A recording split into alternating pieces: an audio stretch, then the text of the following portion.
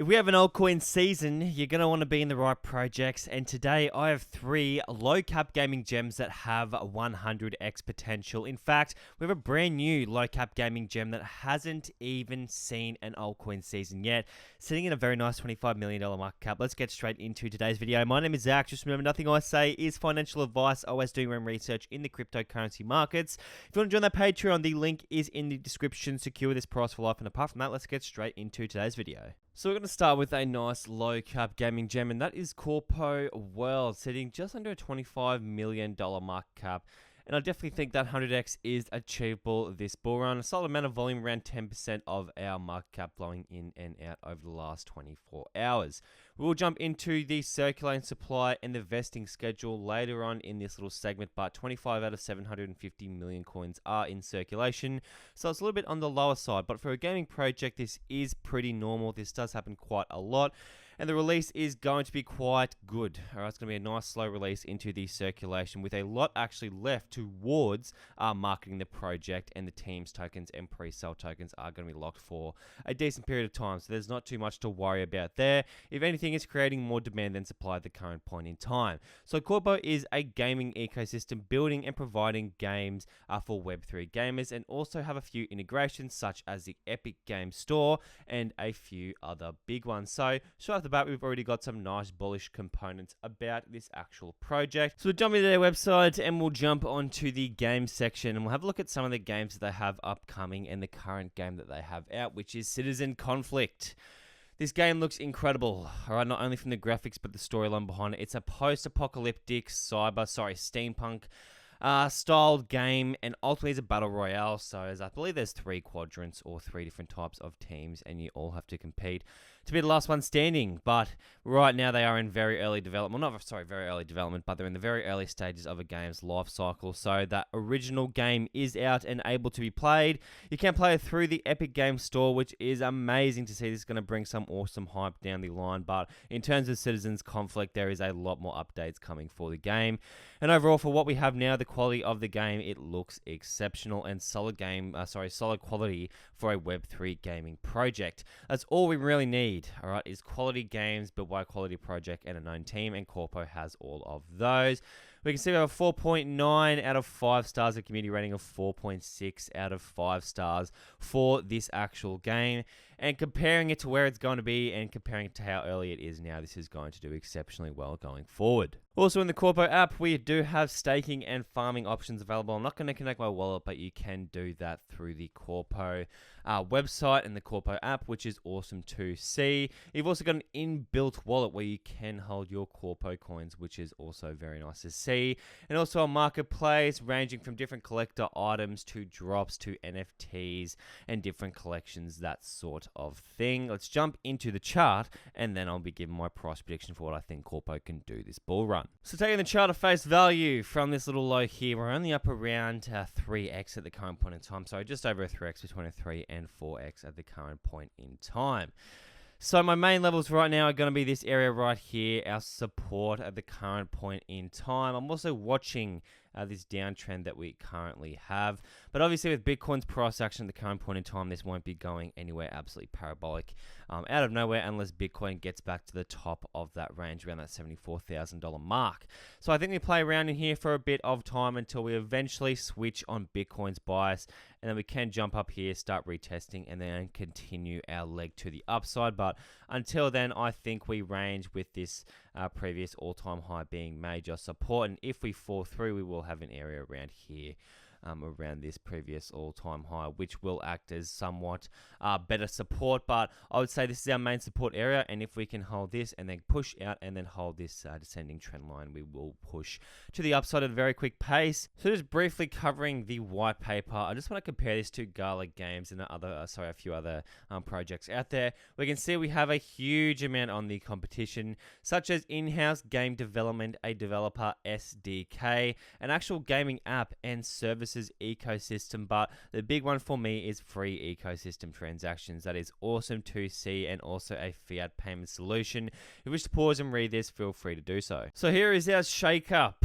of our tokenomics. We have 20% to our team and advisors, 50% for that strategic round of investing, an initial 3.3% for exchange liquidity.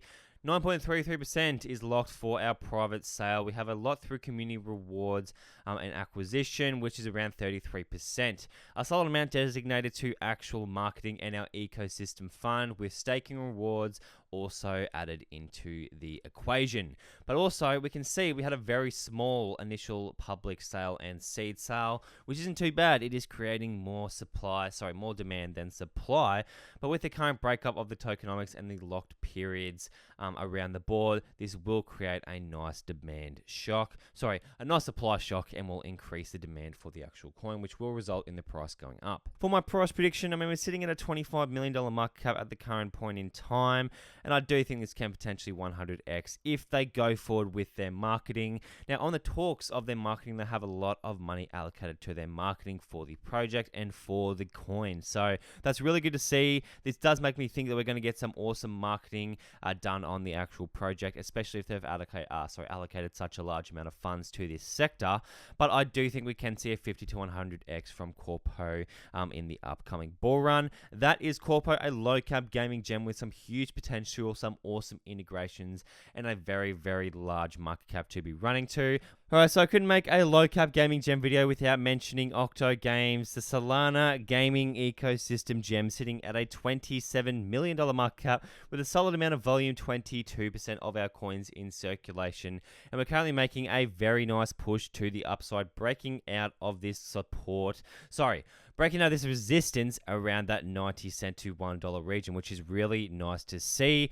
Octo Games is ultimately competing with PlayZap, and they are the better go-to for an investment, in my opinion, for this situation, because they offer a few major things on the market and a few major advantages, such as their double reward system for actually using their app. Let's jump into what Octo Games is right now, and we'll break down everything you need to know. So what we're going to do is we'll jump onto their app.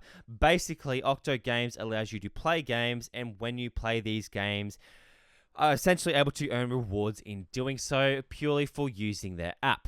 Alright, so you can play these casual games, and these aren't, overly complex games. They're nice casual games, easy to play games that are fun and addictive. So we can see we have a few examples right here. They're not over the top, but they are cool, little witty and quality games that you can play. And if you play these games, and if you are good at these, you can earn the OTK token as a reward, but also in-hand rewards from real-world partners. As you can see, we have Logitech, different gift cards out there, certain prizes that you can actually achieve just by playing this app. So it's really, really good to see. Alright, Octo Games is offering something awesome on the market. And the reasons why it's better than PlayZap, well, the game qualities are better. They are better quality games. So one of the major things I like to see is, especially with these casual games, you want to hook your players off the first, minute, 2 minutes of actually playing. And these games are going to do a better job at doing that compared to PlayZap. Nothing against PlayZap. I do think it is a good project, but this is the better option, in my opinion, because it's also in the Solana ecosystem, all right? And we know Solana is going to be absolutely enormous this cycle. Look what it has just done this month alone. Compared to the previous 12 months building up to the bull run, it's been nothing but up from that $9 mark. It was around $9 or something like that, and we're approaching 200, if not already at 200. So it's looking really good at the current point in time for Solana and Solana projects, and we can see Octo Games is getting a little bit interested purely off the fact that Solana is on this massive run, and I wouldn't be surprised if we do end up going parabolic with this coin. Ultimately, I do think this is a solid low-cap gaming gem investment. I do think this can 50x to 100x from the current point in time.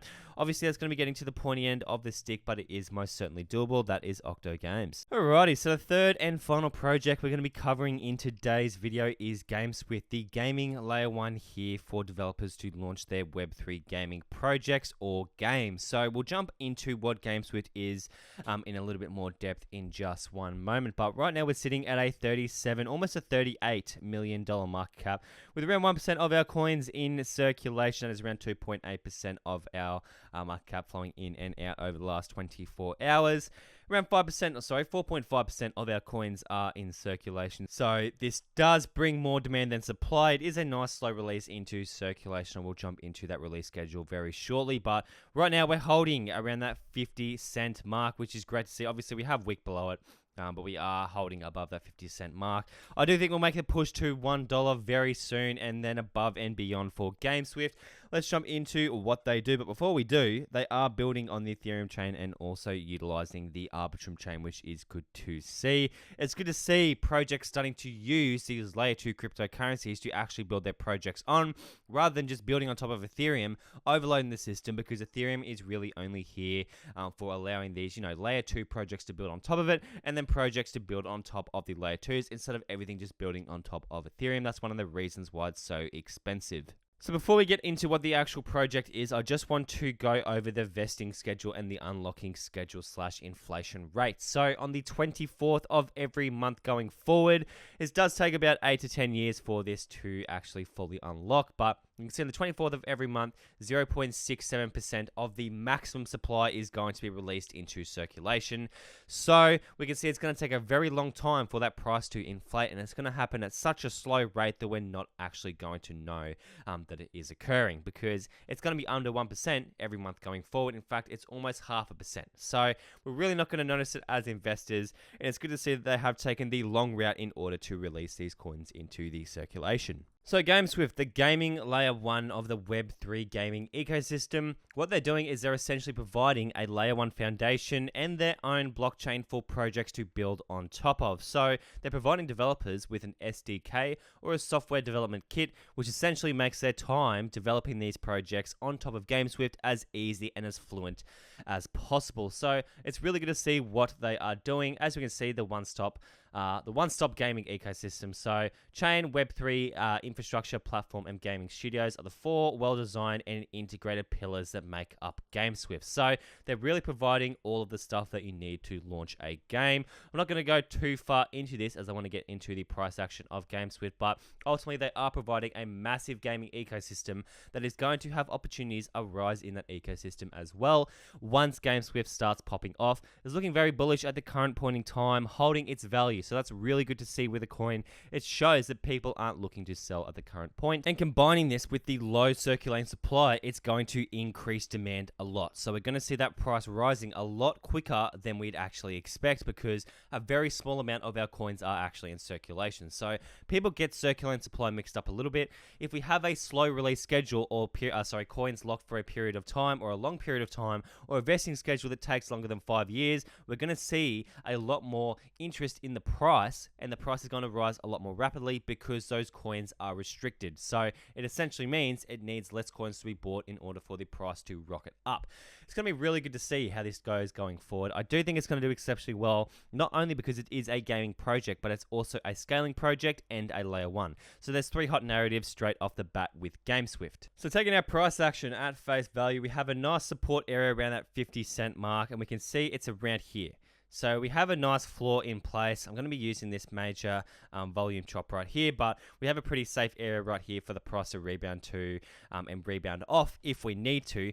But at the current point in time, we are ascending at a nice rate. I mean, we could drop lower with Bitcoin's price action, but all it takes is the gaming narrative to start getting some funds flowing in, and this is just going to go up with time. But ultimately, our major resistance right now is around that 79 to 80 cent mark. So I do think we will range in here for a period of time until Bitcoin flips bullish. And then what I will eventually be looking for is that price to push up here with strength, hold this, maybe grab some liquidity prior to a big move to the upside continuation, then push out. So this kind of movement is what I'm going to be looking for in a breakout, but we are going to have to get to the top side of this range for that to happen. And once we get there, there's going to be very little resistance, as this coin has only been up in value since the start of its life cycle. Whoops. Sorry about that. But we can see, there's no resistance going up compared to projects that have been through a previous bull run. For example, we have some good gaming projects out there, but, like PYR, for example, an excellent gaming project, all right? But that previous resistance is going to be a little hard for it to push up because there may be potential selling pressure coming down. But with these new gaming projects, I'd love to get into these as there's no resistance once we break through. For my price prediction, I do think GSWIFT is a $1 billion project. Combining with that, increased demand from the low circulating supply and the slow release schedule with the low inflation and the ultimate aim behind the actual project itself, I think it's going to do exceptionally well and probably get to that $1 billion mark. So I think a 50x is definitely achievable for GameSwift. Alright everyone, that is going to be the end of today's video. I hope you guys enjoyed. If you did, consider leaving a like and subscribing, and also let me know what gems you are most bullish on in the comments. And apart from that, I hope the markets are trading as well, and I'll see you in the next one.